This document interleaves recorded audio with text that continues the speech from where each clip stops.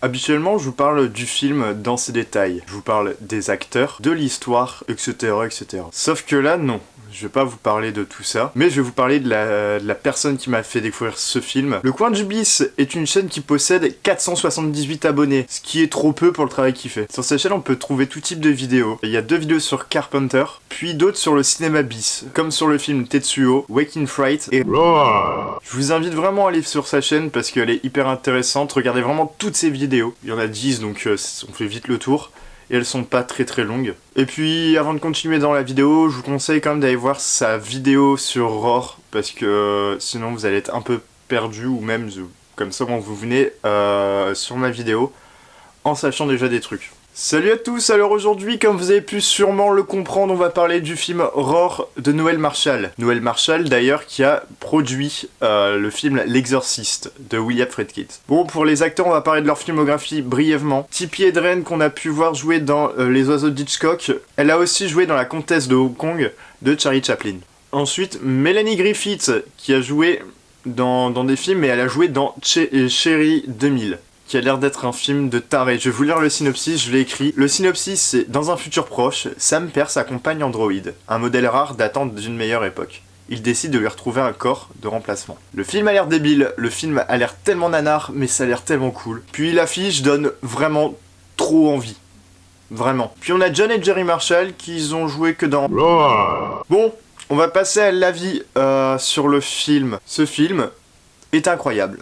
Il transpire à 100% le vrai. Les félins étant semi-sauvages, ou complètement sauvages, je pense. Quand il y a interaction entre l'homme et le félin, on voit directement qu'ils en font pas des tonnes, et qu'ils se chient littéralement dessus. Bon, je vais pas vous le cacher, le scénario n'est pas ouf. Hein, il n'est pas ouf du tout. On voit très souvent que le scénario a dû être modifié à cause des comportements des félins. À un moment, on a le personnage de Noël Marshall qui se fait griffer ou mordre. Griffer, je pense. Et on voit très bien que c'est pas du tout de la comédie et que c'était pas du tout prévu. Ensuite, les mouvements des félins, à mon avis, sont aussi totalement aléatoires. Il y a une scène où, en fait, ils sont à l'intérieur, les félins rentrent. Je ne sais pas comment a pu être tournée cette scène, sachant qu'à mon avis, ils devaient quand même se chier dessus.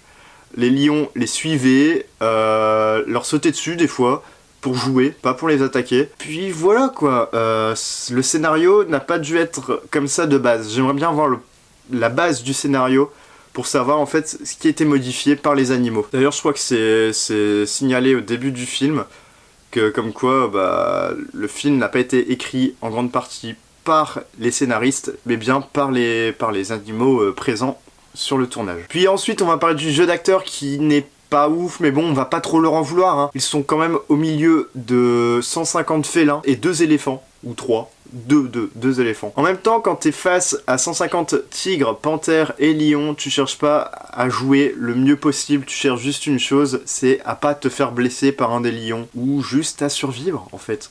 Tu te chies dessus. Sachant que le film a duré 6 ans, donc dites-vous que pendant 6 ans, ils ont tourné avec des bêtes sauvages. Il y a le directeur photographe qui s'est fait scalper un peu. Même, c'est pas pour rien qui est nommé le film le plus dangereux du monde. Parce que ça a vraiment été dangereux pour eux. Ce film n'est pas extra dans son scénario, dans les plans qu'il propose ou dans ses acteurs. Mais bien sûr dans les conditions où il a été tourné. Si tu regardes ce film vraiment sans savoir tout ça, je doute que tu le trouves cool. À mon avis, tu dois bien le trouver chiant et nul. Mais quand tu sais tout ça, en fait, tu peux pas t'en empêcher de trouver ce film juste extra. Tu te dis quand même que il y a des acteurs humains, mais il y a surtout des acteurs sauvages, des lions, des tigres et des panthères qui peuvent te bouffer la gueule à tout moment, te bouffer le bras.